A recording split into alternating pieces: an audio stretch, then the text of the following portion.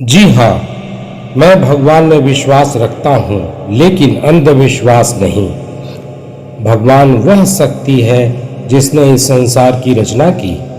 कभी कभी अगर हम चिंतन करें तो आसपास की कई ऐसी बातें हमें नजर आएंगी जिससे आप स्वयं विश्वास कर लेंगे कि संसार को अवश्य किसी अदृश्य शक्ति ने बनाया है। जैसे अलग अलग रंग के फूल, कई तरह के पशु पक्षी, समुद्र में विचरण करने वाले लाखों जीव, लाखों तरह के कीट पतंगे। ध्यान से देखा जाए तो यह लगता है कि किसी ने पूरी तरह से विज्ञान का उपयोग कर इन्हें बनाया है। और उस अदृश्य शक्ति को मैं प्रणाम करता हूँ। आप उसका नाम कुछ भी रख सकते हैं, लेकिन वह है जरूर। मैं यह भी कहता हूँ, चाहे कोई सा भी धर्म हो, सबको चाहे अलग अलग नाम से या आकार से, निराकार से या जैसा उनका धर्म सिखाता है उस रूप में भगवान, ईश्वर, अल्लाह, गॉड या जिस किसी नाम से पुकारें, मगर उसे स्वीकार करना चाहिए। यह श्रद्धा इंसान को गलत कार्य करने से रोकती है। वह वक्त पर सभी कार्य अपने ईश्वर को याद करके शुरू करता है। जब कभी वह दुखी होता है, अपना हौसला खो देता है, यह शक्ति उसमें एक विश्वास पैदा कर देती है। वह इन परिस्थितियों से उभर पाता है। अंत में यही कहूँगा, भगवान या ईश्वर है, लेकिन वह कभी आपको गलत बातों या कार्यों के लिए साथ नहीं देता। अंधेरा होने से तो ये नहीं कहा जा सकता कि सूर्य है ही नहीं। मैं ग्रंथ पढ़ता हूँ ताकि जान सकूँ उसके बारे में कि भगवान है कि नहीं। कभी कभी मैं सोचता हूँ, किसी नास्तिक को बीच समुद्र में फेंक दिया जाए तो वो किससे प्रार्थना करेगा? दुनिया में क्यों इतने सारे लोग भगवान जैसी चीज को मानते हैं? क्या क्यों किसी ने नहीं देखा? क्या वो झूठ कहते हैं? और जिनने देखा होगा वो साबित नहीं कर सकते। इसकी कोई खास वजह है, या तो साबित करना ही नहीं चाहते? क्या अध्यात्म व्यक्तिगत चीज नहीं है जिसे आप दूसरों को साबित नहीं कर सकते? ये अनुभव की जा सकती हो, लेकिन अनुभव कराई नहीं जा सकती हो। उत्तर देने की जगह और प्रश्न पूछ लिए मैंने।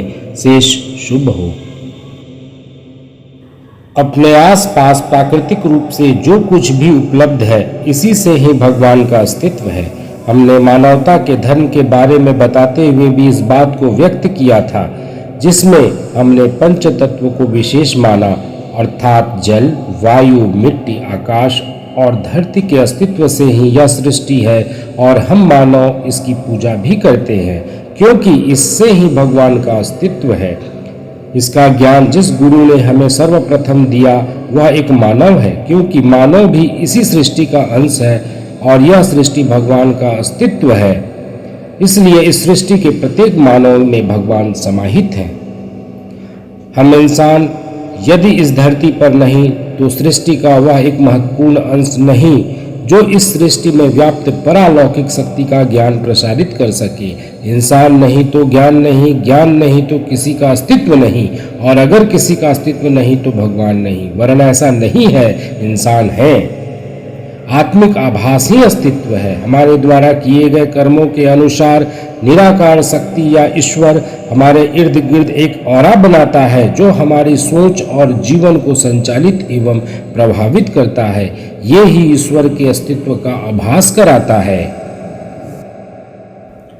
जो कहते हैं कि भगवान नहीं है वो मूर्ख है, और जो कहते हैं कि भगवान है वो तो महामूर्ख है। इसलिए भगवान को मानना या न मानना के विरोधाभास से निकल जाना चाहिए और भगवान को समझने की तरफ बढ़ना चाहिए।